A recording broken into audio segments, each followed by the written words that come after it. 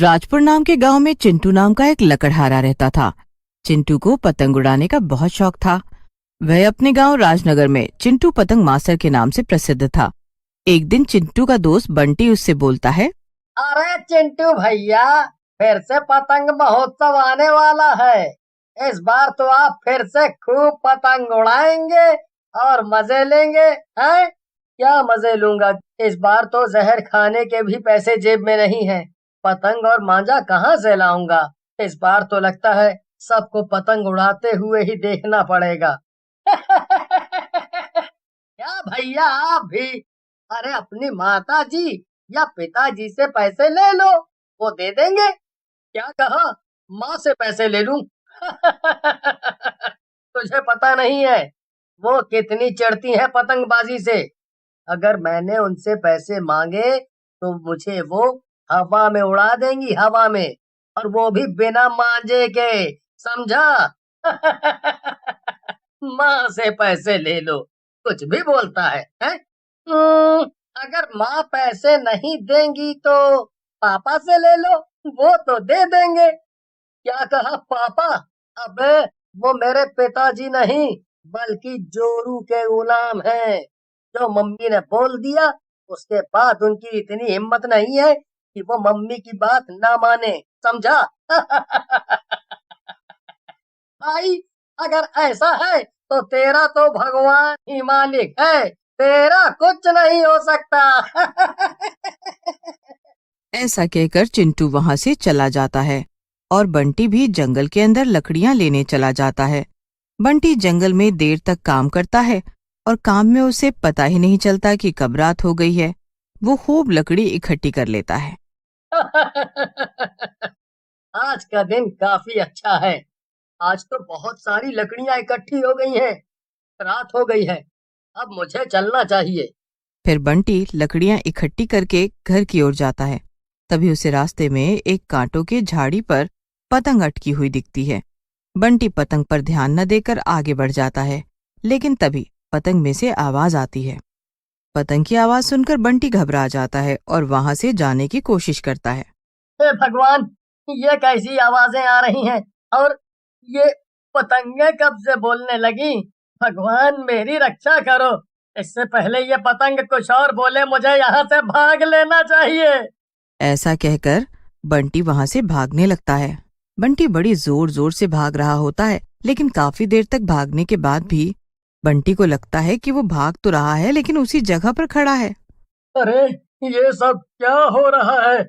मैं भाग तो इतनी तेज रहा हूँ, लेकिन आगे क्यों नहीं बढ़ पा रहा? ये सब क्या जादू है? तभी पतंग के हंसने की आवाज आती है। तुम कितनी भी कोशिश कर लो बंटी, मेरे जादू की वजह से तुम यहाँ से भाग नहीं पाओगे। तुम्हें मुझे इस झाड़ी से निकालना ही होगा। पतंग की बात सुनकर बंटी गुस्से में झल्ला जाता है और बोलता है, अरे पूरे गांव में क्या मैं ही बंटी लकड़हारा मिला था? है? तुम किसी और को पकड़ लो और मेरा पिंड छोड़ो। ऐसा कहकर बंटी पतंग को झाड़ से निकाल देता है। पतंग झाड़ से निकलकर खुश हो जाती है और बंटी से कहती है, वाह बंटी, तुमने तो मुझे इस झाड़ से निकालकर मुझ पर बड़ा एहसान किया है। मैं अब से तुम्हारी गुलाम हूँ। तुम जैसा कहोगे मैं वैसा ही करूंगी। पतंग की बात सुनकर बंटी खुश हो जाता है, लेकिन उसे अभी भी पतंग की बातों पर विश्वास नहीं होता और वो बोलता है। बंटी की बात सुनकर पतंग हंसने लगती है। ऐसा कहकर पतंग बंटी के सामने रसगुल्ले रख देती है। बंटी ये जादू देखकर खुश हो जाता है और रसगुल्ले खाते खाते हुए बोलता है, अरे वाह, तुम तो सचमुच में ही जादुई हो। मजा आ गया, मैं तो ये सारे रसगुल्ले खा जाऊंगा। बंटी रसगुल्ले खाने के बाद वहां से जाने लगता है। पतंग भी उसके साथ साथ चलने लगती है। तुम बहुत अच्छे इंसान हो बंटी, लेकिन मैं अब कहीं नहीं जा सकती। तुम्हें मुझे अपने साथ रखना होगा, मुझे अपने साथ रख लो। बंटी, जो कि एक नेक दिल और सच्चा इंसान होता है, वो पतंग की बात को मान जाता है और पतंग को साथ में रखने के लिए राजी हो जाता है। फिर पतंग और बंटी साथ में बंटी के घर की ओर जाते हैं। थोड़ी देर बाद उसी झाड़ के पास एक चुड़ैल आती है और पतंग को ना पाकर गुस्सा। मैंने उसे इन झाड़ियों में कैद करके रखा था, लेकिन कौन दुष्ट उसे यहाँ से छुड़ा कर ले गया? मैं उस पतंग और उसे छुड़ाने वाले को जिंदा नहीं छोड़ूंगी। उधर पतंग को देखकर बंटी की बिमला गुस्से में बोलती है, फिर से ले आया पतंग, ना जाने कब सुधरेगा। इतना बड़ा हो गया है, ना काम पर ध्यान ना पढ़ाई पर, बस दिन भर पतंग पतंग। जा, तेरे लिए गर्मा गर्म रोटी रखी है, जाकर खा ले। फिर बिमला की डांट खाकर बंटी अपने कमरे में खाना खाने लगता है। पतंग को वो एक टेबल के ऊपर रख देता है। पतंग बंटी से कहती है, वाह बंटी, तुम कितने खुशनसीब हो। तुम्हारे पास इतनी प्यारी माँ है जो तुम्हें इतना प्यार करती है, डांटती भी है और फिर खाना भी देती है। पतंग की बात सुनकर बंटी हंसने लगता है और बोलता है, ये तो तुम सही कह रही हो। मेरी माँ सचमुच इस दुनिया की सबसे प्यारी माँ है।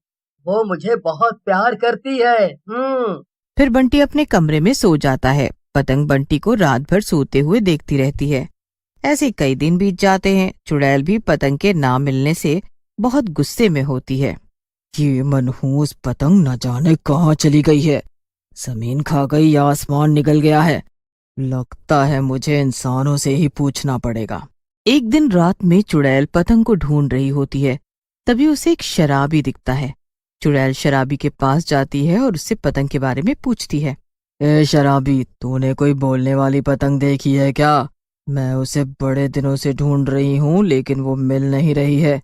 चुड़ैल की बात सुनकर शराबी हंसने लगता है और बोलता है, क्या कहा? बोलने वाली पतंग? लगता है पी मैंने है, चढ़ आपको गई है। मैडम, मैडम, बोलने वाली पतंग का तो पता नहीं, लेकिन मैंने पतंगा ब्रांड जरूर पी रखी है। आपको भी चाहिए तो बोल दो। चुड़ैल को शराबी की बात सुनकर गुस्सा आ जाता है और वो शराबी की गर्दन पकड़ लेती है और बोलती है, कितनी गंदी बदबू आ रही है तेरे पास से। ऐसा लगता है कोई गंदा नाला हो। वो मेरी जादुई पतंग है, समझा? ऐसा कहकर चुड़ैल शराबी को दूर फेंक देती है। इस शराबी से तो बात करना ही बेवकूफी होगी। मुझे कहीं और देखना चाहिए। ऐसा कहकर चुड़ैल वहां से चली जाती है। इधर दिन बीतते हैं और पतंग महोत्सव का दिन आ जाता है। सारे गांव में पतंगे ही पतंगे उड़ रही थी, लेकिन बंटी उदास बैठा होता है। बंटी को उदास देखकर पतंग उससे बोलती है, क्या हुआ बंटी, तुम उदास क्यों बैठे हो? आज तो पूरा गांव पतंग उड़ा रहा है, तुम भी उड़ाओ ना। देखा, माँ के कारण मुझे सुनना पड़ रहा है। आज मेरे पास पतंग और मांझा होता तो मैं पूरे गांव की पतंगे काट देता। मैं इस गांव का सबसे बढ़िया पतंगबाज हूँ। बस इतनी सी बात है। ये लो मांझा और मुझे अपनी पतंग बना लो, फिर देखती हूँ कैसे उड़ाते हो तुम पतंग। ऐसा कहकर पतंग अपने जादू से बंटी के हाथ में मांझा दे देती है और फिर बंटी जादुई पतंग को उड़ाने लगता है और थोड़ी ही देर में पूरे गांव की पतंग काट डालता है। लेकिन बंटी की ये पतंगबाजी की बात चुड़ैल को भी पता चल जाती है और वो बोलती है, एक पतंग से पूरे गांव की पतंग काट डाली। हो न हो, ये मेरी जादुई पतंग का कमाल है। ऐसा कहकर चुड़ैल रात में बंटी के घर के सामने खड़ी हो जाती है। चुड़ैल खिड़की में से झांकती है। वहां बंटी उस जादुई पतंग से बात कर रहा होता है। ऐसा कहकर चुड़ैल घर के अंदर घुस जाती है। चुड़ैल को देखकर बंटी घबरा जाता है और पतंग की ओर देखता है। ए दुष्ट लड़के, ये पतंग मुझे दे दे, नहीं तो मैं तुझे यहीं मार डालूंगी। ये मेरी जादुई पतंग है, इसे तू जंगल से चुरा कर लाया है। हाँ? चुड़ैल, मैं इस पतंग को कभी भी तुझे नहीं दूंगा, चाहे तू मेरी जान ही क्यों न ले ले। बंटी की बात सुनकर चुड़ैल हंसने लगती है और बोलती है, हा हा हा हा हा, तेरी जान तो मैं जब चाहे ले सकती हूँ चूहे, लेकिन इससे पहले इस पतंग की असलियत तो जान ले। ऐसा कहकर चुड़ैल अपने जादू से पतंग को एक सुंदर परी बना देती है।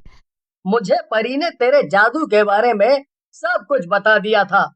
हम दोनों तो सिर्फ इसे तेरे जादू से आजाद करवाने के लिए नाटक कर रहे थे।